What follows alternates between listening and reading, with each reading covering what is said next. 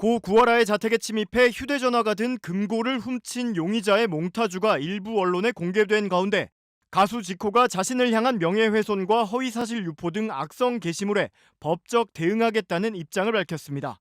앞서 22일 방송된 SBS 그것이 알고 싶다에서는 고 구하라 금고 도난 사건 용의자의 몽타주가 공개됐습니다.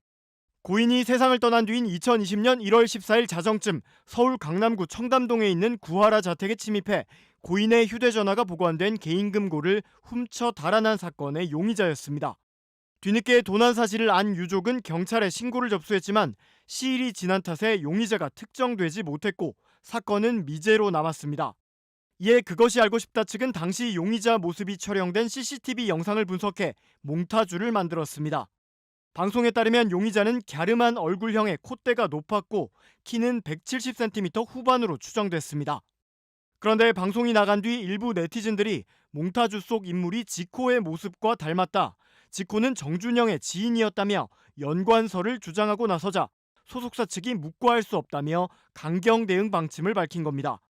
지코의 소속사는 공식 입장문에서 아티스트와 전혀 관련 없음이 명확히 드러난 악의적 루머와 허위사실 유포 행위가 묵과할 수 없는 수준으로 심각해지고 있다며 강력한 법적 조치가 시급하다고 판단해 게시글 및 댓글을 체증해 수사기관에 고소장을 냈다고 밝혔습니다.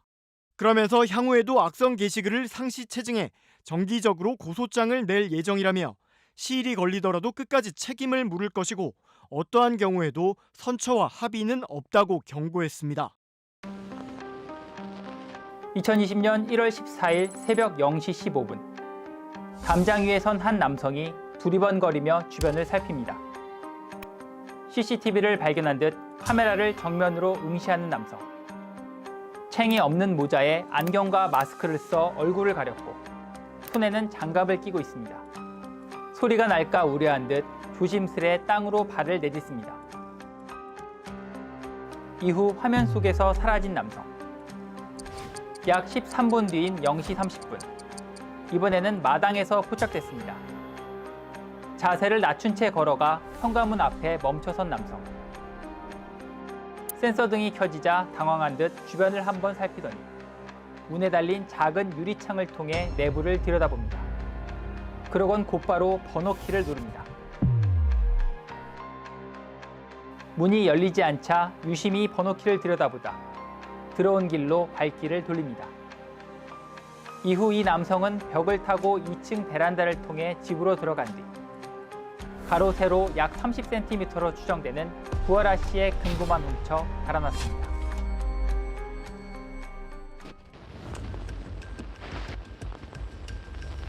구하라 씨의 가족들은 금고를 도난당한 지 2달이 지난 뒤에야 집에 도둑이 들어 금고가 사라졌다는 사실을 알게 됐습니다. 원래 뭐 집은 광주에 있었으니까 대부분 광주에서 생활하는데 일이 있을 땐 서울에 올라와야 되잖아요. 구하라 씨가 생전에 남긴 무슨 부동산들 이런 것들 처분할 거 처분하고 이런 절차들을 처리하려고 서울에 왔다 갔다 이제 해야 될 상황이 돼서 다시 왔는데 금고가 없어져 있는 걸 고인씨가 발견을 하죠. 경찰이 수사에 착수했지만 용의자 특정부터 쉽지 않았습니다. 시간이 지나 이미 집 주변 CCTV와 차량 블랙박스 영상이 모두 지워진 상태였기 때문입니다. 유일하게 남아있는 범인의 흔적은 집 CCTV에 남은 침입 영상뿐이었습니다.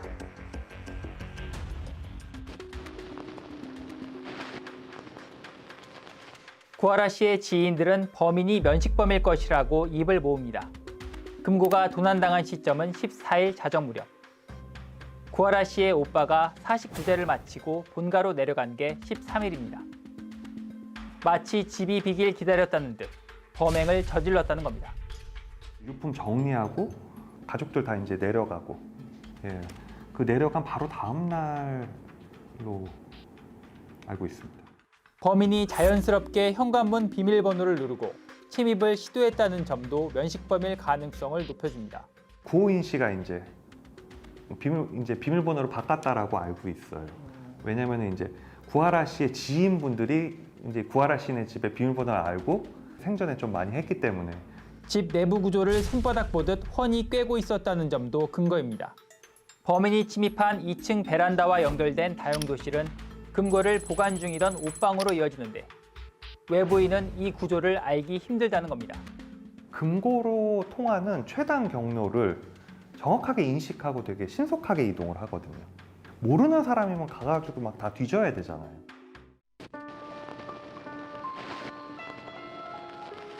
이상한 점은 또 있습니다. 금고가 있던 구하라 씨의 옷방에는 고가의 가방과 옷들이 있었습니다. 그런데 범인은 주변 다른 고가품은 하나도 건드리지 않고 유독 금고만 훔쳐갔습니다. 작은 미니 냉장고보다 좀 더 작은 형태의 금고라고 들었습니다. 평소에 구하라 씨가 거기에 이제 본인의 뭐 목걸이나 뭐 귀걸이 같은 것 좀 값어치가 나가는 것들, 그리고 좀 고가의 시계, 본인이 재테크하면서 했던 계약서, 그리고 예전에 썼던 핸드폰들, 그런 거 좀 보관을 했다라고 합니다. 개인적으로 좀 자기한테 굉장히 중요한 것들이죠. 뭐 예전 핸드폰도 본인의 개인 정보들이 많이 들어가 있으니까요. 때문에 금품을 노린 단순 절도가 아닐 수 있다는 의문이 제기됩니다. 범인이 진짜 훔치려 한 물건은 무엇이었을까? 거기에 뭐 이거 외에 뭐 되게 뭐 더 중요한 게 있나라는 생각도 들고요. 구하라 씨와 구하라 씨의 지인만 아는 되게 뭐 중요한 게 뭐가 들어있지 않나라는 생각도 들어요.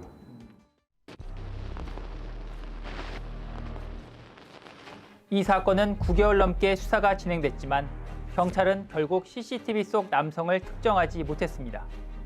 정황상 이 정도로 구하라 씨와 친한 사람이라면 주변 사람들이 알아볼 법도 한데 구 씨의 가족과 지인 등 주변 사람들은 CCTV 속 용의자의 모습을 보고도 떠오르는 사람이 전혀 없다고 말합니다. 때문에 범인은 구 씨를 잘 알고 있는 지인의 사주를 받은 제3의 인물일 가능성도 제기됩니다.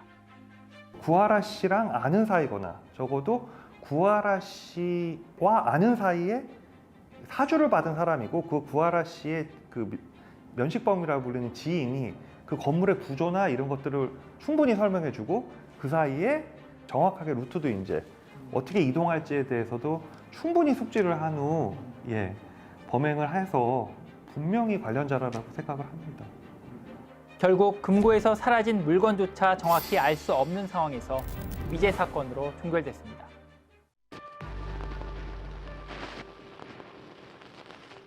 CCTV 영상을 분석한 배상훈 프로파일러는 범인의 복장과 침입 과정 등을 봤을 때 범인은 전문 절도범이 아니고 평소 신체 활동을 크게 필요로 하지 않는 직업에 종사할 것으로 봤습니다. 지금 이 사람의 그 행동 안에서는 전문 절도범이라든가 이런 것에 경험이 있는 것 같지는 않아요. 입은 옷 같은 경우도 저기 야광 같은 게 번뜩이는 거는 실제로 저러면 안 되죠. 왜냐하면 사람 눈에 금방 띄잖아요. 덩치가 그렇게 큰 사람 같지는 않은데 하체가 조금, 우리가 말하면 조금 부실하네요. 빈약한 부분이 있어서 이 육체적인 노동자보다는 다른 그 비육체적인 형태로 갈 것 같다는 생각이 듭니다. 범인은 구하라 씨 집에는 처음 와본 사람으로 구 씨 최측근의 사주를 받았을 거라 분석했습니다. 이렇게 조심스럽게 들어갈 이유가 없겠죠. 아는 데인데 쭉 가거나. 근데 지금 이 사람은 이쪽으로 갔다가 가잖아요. 그래, 그 부분 같은 경우는 여긴 처음이겠다. 그럼 3명 이상이라고 하면은 굳이 1명을 들여보낼 이유가 없죠. 2명을 들여보내도 되잖아요. 빠르게 하려고. 다른 거 손 안 대고 필요한 것만 가지고 바로 나온 형태라고 하면은 그 필요한 금고 속에 무엇인가가 진짜 시급한 사람에 의한 절도일 거다. 범인은 교사범과 절도범 2명으로 교사범은 매우 급하게 금고를 훔쳐야 하는 사정이 있었을 것으로 추정했습니다. 그럼 무엇을 그리 급하게 가져와야 했던 걸까? 금전 목적은 아닐 거예요. 왜냐하면 금고에 뭐가 있는 줄 알고 들고 나오니까. 그게 그 안에 비어 있을 수도 있고, 절도범이라고 하면은 당연히 다른 것도 확인하겠죠. 실제로는 뭐 의미가 있는 거는 핸드폰, 문서. 핸드폰 같은 경우는 요즘 사비로 저 포렌식은 또 많이 되거든요. 그럼 여기에 옛날 뭐 사진, 동영상 이렇게 많이 지웠다 하더라도 남거든요. 아시다시피. 구하라 씨의 세컨폰이라든가 아니면 다른 어떤 스샷, 개인적으로 은밀히 프라이빗 폰 같은 거라고 하면은 그게 중요하다는 걸 아는 사람이 시킨 거잖아요. 그걸 가져와라. 이런 거죠.